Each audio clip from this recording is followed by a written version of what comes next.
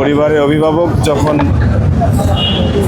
এবং অতি গুরুত্বপূর্ণ অভিভাবক যখন শূন্য হয়ে যায় একটি পরিবার, ঠিক ওই পরিবারে যেরকম হয় বাংলাদেশের অবস্থা আজকে সেই রকম। আপনি দেখেন যে বাংলাদেশের সকল শ্রেণী পেশার মানুষ শোকার্ত এবং এই বেগম খালেদা জিয়ার জায়গাটিতে এই জায়গা পূরণ বা এই শোক আসলে এই জায়গা পূরণ সম্ভব না। কারণ উনি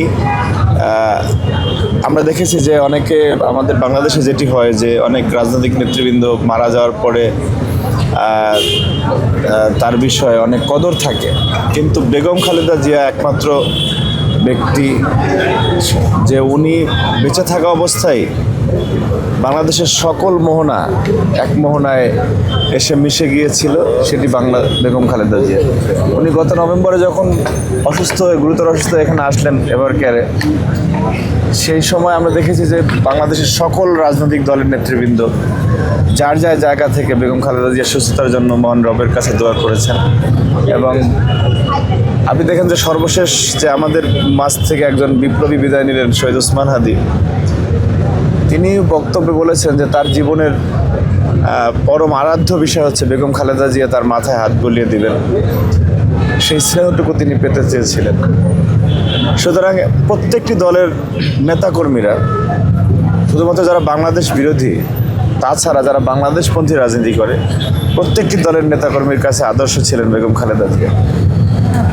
আর আপনি যে স্মৃতির কথা বললেন, আমরা বেগম খালেদা জিয়ার গাড়ির পাশে দৌড়ানো, বেগম খালেদা জিয়াকে নিয়ে স্লোগান দেয়া, বেগম খালেদা জিয়া আমরা যে বলতাম, বিশেষ করে আমরা ছাত্রদলের নেতাকর্মীরা যে নেত্রী আছে, সাথে সাথে সমস্যারা আমাদের সহযোদ্ধারা বলতো যে আছে।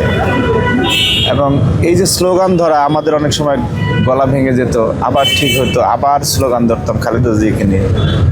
সুতরাং আজকে সেই স্লোগানটি অতীত হয়ে যাচ্ছে যে নেত্রী নেই। এবং এইটি আপনারাও আমরা দেখেছি যে আপনাদের মাধ্যমে আমরা অনেক সময় শুনেছি যে বেগম খালেদা জিয়ার স্বাস্থ্যের সর্বশেষ অবস্থা সংবাদ মাধ্যমের কাছ থেকে আমরা শুনতাম, এবং একেবারেই দেশের আলোচনার কেন্দ্রবিন্দুতে উনি শেষ সময়টা পর্যন্ত ছিলেন। আজকে থেকে সেই আপডেটটিও আপনাদের জীবনেও বেগম খালেদা জিয়ার জন্য শেষ হয়ে গেল।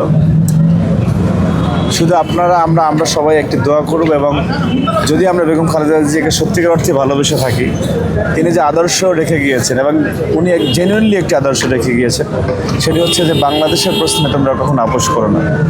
কারণ ওনার জীবনের উপর দিয়ে যা গিয়েছে, উনি জানতেন যে আধিপত্যবাদ বিরোধী শক্তির বিপক্ষে কথা বলবেন।